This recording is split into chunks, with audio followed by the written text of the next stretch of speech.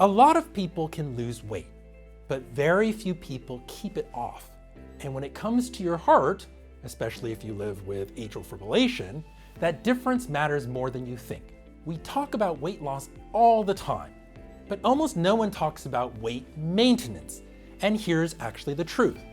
Losing weight improves your heart rhythm, but keeping it off actually protects it. So when your weight goes down and then back up and then down again, that fluctuation isn't actually natural. Weight cycling increases blood pressure variability, insulin resistance, inflammation. And inflammation and atrial stretch are actually the key drivers of forming AFib cells and therefore cause AFib progression. So it's not just about losing weight, it's about stabilizing your biology.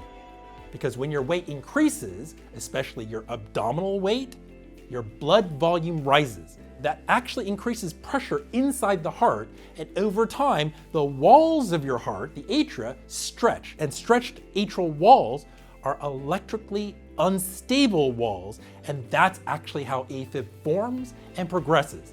That's how it goes from occasional episodes to more frequent episodes to persistent rhythm problems. Maintaining your weight doesn't just reverse progress, it can accelerate remodeling. Some people say, well, I lost 20 pounds before. I can always do it again. But the heart doesn't reset like that. Every cycle raises inflammation again, raises blood pressure again, increases sympathetic tone again. The longer your atrial fibrillation substrate exists, the more entrenched it becomes.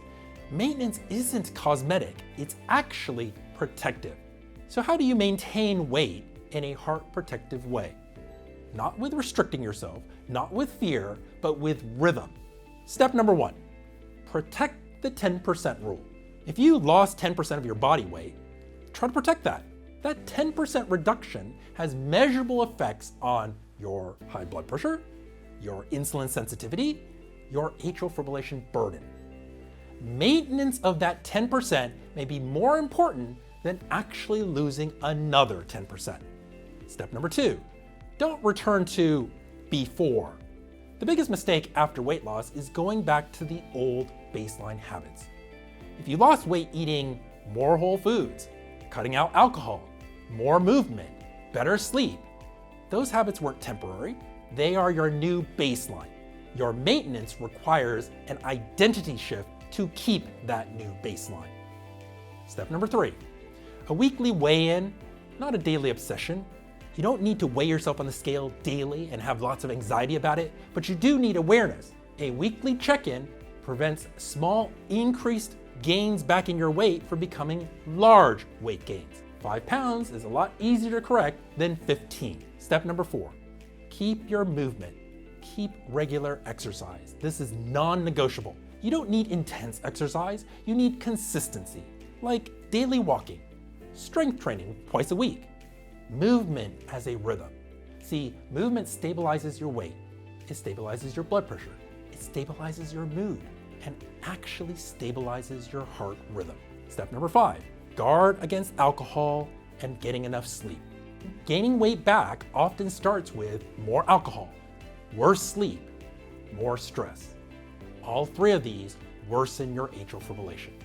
So try to protect your sleep, limit your alcohol, reduce your stress. Your weight stability will follow. Weight loss improves your heart. Weight maintenance protects your heart. Your heart walls don't care about temporary wins. They respond to steady, predictable biology.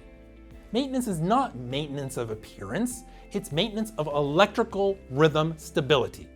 If this message resonated with you, please share it with someone you love, especially someone who has worked hard to lose weight and doesn't want to lose that progress. Or subscribe to this channel for more clarity-based, evidence-driven heart education. And for more AFib resources, or to book a second opinion strategy session, visit drscottlee.com. Because your heart doesn't just respond to dramatic changes, it responds to consistency, staying the course. I'm Dr. Scott Lee, and I hope this helps, and thank you for watching. If you want a structured way to think through this more clearly, I've put something together. I'll link it below.